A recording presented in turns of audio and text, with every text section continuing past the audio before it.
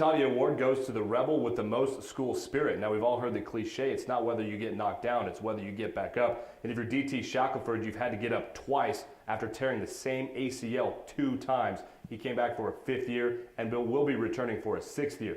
Pete Porter got a chance to hang out with DT. Having faced many trials and tribulations during his tenure at Ole Miss, Tatarian Shackelford has become known as a vocal leader for the Rebel football team. You're able to impact a group of guys not only in between the lines but outside the lines.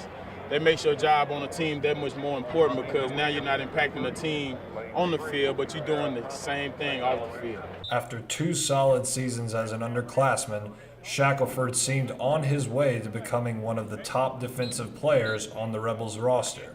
But a torn right ACL during the final week of spring practice in 2011 halted his promising career. Now I wasn't leading on the field, but now I had to impact lives in a different way, which is just as important because you can't play football always. And at some point in time in life, you got to put that ball down and be a man. So I was glad I was able to impact lives in that manner. Sidelined for both the 2011 and 2012 campaigns after tearing his right ACL again, Shackelford embraced becoming the leader both on and off the field that his fellow teammates could look up to.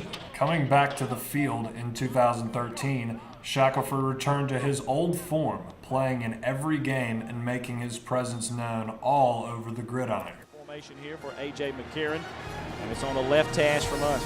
There's the snap, and he's going to hand it off to Yeldon. The Rebels get great penetration, led there by number 9, DT Shackelford, who's in the game, the senior from Decatur, Alabama. Fins up, baby. It was awesome. I felt great. I feel like I'm going to only get better. I felt like as the season progressed, I felt more and more comfortable. Of course, now I moved from end to linebacker, but I could play both. But just being back on the field is a blessing from not being able to having to look from the sideline, and now I'm in the game. So Shackelford, who has been granted a 6th year of eligibility by the NCAA, says he is excited about next year's team and the chance to make an impact for Ole Miss one last time. I think we have the tools. We have a lot of returning players. We have what it takes. Now it's on us. And so, but we got to know that it's all on us, and we got to come out here every day ready to work. And so we can't worry about no other teams. We worry about us every day, and that's going to be our goal. We're all excited to have DT back on the field this upcoming fall. Someone we've been excited to see for the past 2 years, Marshall Henderson. Marshall Henderson completed his senior year this year, averaging between, I think, 17 and 18 points. I know we're all kind of sad to see him go. He's the kind of guy that you're glad he's on your team, and you don't have to play him. Aaron Andrews knows all about that, getting in Twitter wars with him. We've seen him out, getting in trouble and all this and that. But looking back on the career and the life that was Marshall Henderson at Ole Miss, what do you guys remember?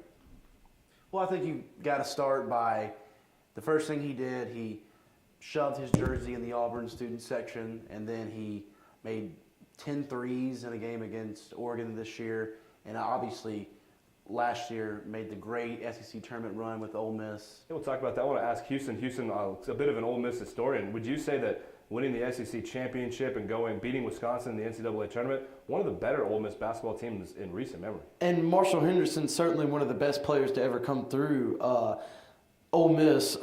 That's not saying too much. We don't have the most noted men's basketball history, but still very competitive over the years. And that's not to say anything about Marshall. Marshall was certainly electric and awesome, just a great scorer, passionate.